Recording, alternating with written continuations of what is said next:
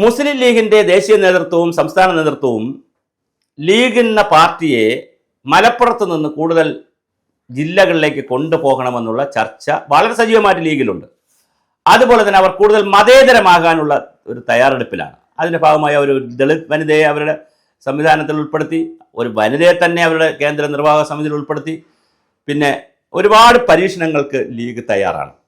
അവർ വയനാടിലേക്ക് Kalpetta seat കോൺഗ്രസിനോട് ചോദിക്കുന്നു.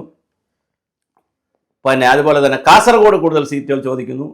കോഴിക്കോട് തന്നെ കൂടുതൽ സീറ്റ് ചോദിക്കുന്നു. പാലക്കാട് ഇതാ ഒരു തന്ത്രവുമാരും ഇറങ്ങിയിട്ടുണ്ട്.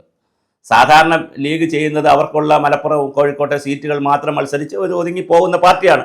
അത് പരമാവധി ജയിപ്പിച്ചെടുത്ത് അവരിങ്ങനെ ഭരണത്തിൽ പ്രധാനപ്പെട്ട വകുപ്പുകളൊക്കെ വാങ്ങി അവരിങ്ങനെ അവരുടെ കാര്യങ്ങൾ നോക്കി പോകുന്നതാണ്. അല്ലാതെ അവർ വേറെ വലിയ വിപ്ലവമൊന്നും ഉണ്ടാക്കാൻ നടക്കുന്നവരല്ല. പക്ഷേ ഇപ്പോൾ അതിൻ്റെ സ്ട്രാറ്റജി മൊത്തം മാറിയിരിക്കുകയാണ്. ആരാണ് ഇതിൻ്റെ ബിഹൈൻഡ് ദ കർട്ടൻ എന്നറിയില്ല. വല്ല PR ഏജൻസിയെ കൊണ്ടുവന്ന് നമുക്കറിയില്ല. എന്തായാലും നമുക്ക് അറിഞ്ഞൂടാത്ത കാര്യം പറയാൻ പറ്റില്ലല്ലോ. പക്ഷേ എന്തായാലും വളരെ വലിയ സ്ട്രാറ്റജിക്കായ ചേഞ്ച് വന്നിട്ടുണ്ട്. ഏറ്റവും അവസാനം ഇപ്പോൾ അവർ കണ്ണുവച്ചിരിക്കുന്നത് PK ശശിയിലേക്കാണ്. പാലക്കാട് ശക്തനായ നേതാവാണ് PK ശശി.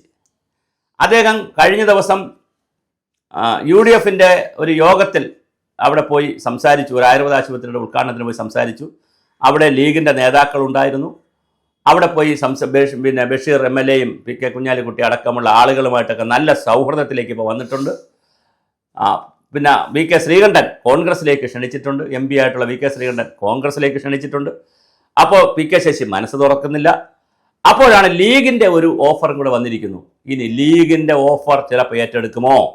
അങ്ങനെയാണെങ്കിൽ ലീഗിന് മന്ത്രിസ്ഥാനമോ UDF വന്നാൽ മന്ത്രിസ്ഥാനം ഓഫർ ചെയ്യുമോ, അതോ MLA സ്ഥാനമാണോ ഓഫർ ചെയ്യുന്നത്?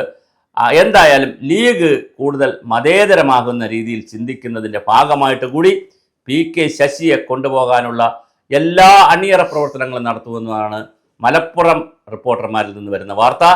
അങ്ങനെയാണെങ്കിൽ അത് മറ്റൊരു ചലനം പാലക്കാട് ഉണ്ടാക്കും.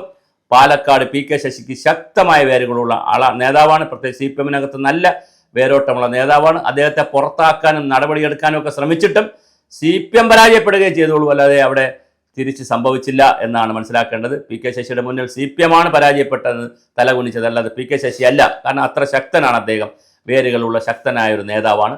എന്തായാലും PK ശശിയെ ലീഗ് റാഞ്ചുമോ എന്നുള്ളതാണ് ഇപ്പോൾ ഏറ്റവും കൗതുകമായി മലപ്പുറത്തുനിന്നും പാലക്കാട് നിന്നും റിപ്പോർട്ട് ചെയ്ത് വരുന്ന വാർത്ത.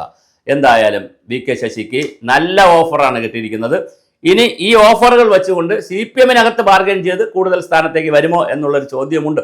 പക്ഷേ പാർട്ടിയുടെ സമ്മേളനങ്ങളൊക്കെ കഴിഞ്ഞു. അതുകൊണ്ട് തന്നെ പാർട്ടിക്കകത്ത് വലിയ സ്ഥാനത്തിന് സ്കോപ്പില്ല. പിന്നെ ആകപ്പാടെ കിട്ടാവുന്നൊരു ഓഫർ ഇനിയും LDF വരികയാണെങ്കിൽ മന്ത്രിയാക്കാമോ എന്നുള്ള ഓഫർ മാത്രം. ഇപ്പോൾ KTDC ചെയർമാനാണ്, മന്ത്രിയാക്കാൻ പറ്റുമോ എന്നുള്ള ഓഫർ മാത്രമേ മുന്നിലുള്ളൂ, വേറൊരു ഓഫർ ഇല്ല.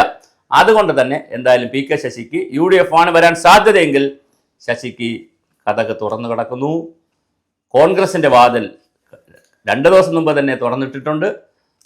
VK ശ്രീകണ്ഠൻ അദ്ദേഹത്തെ ക്ഷണിച്ചിട്ടുണ്ട്.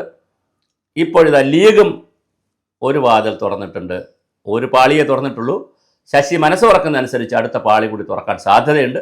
അങ്ങനെയാണെങ്കിൽ വലതുവശത്ത് കോൺഗ്രസിൻ്റെ വാതിൽ, ഇടതുവശത്ത് ലീഗിൻ്റെ വാതിൽ. ഏത് വാതിലിൽ PK ശശി കാലുവെക്കുമെന്ന് കാത്തിരുന്ന് കാണാം.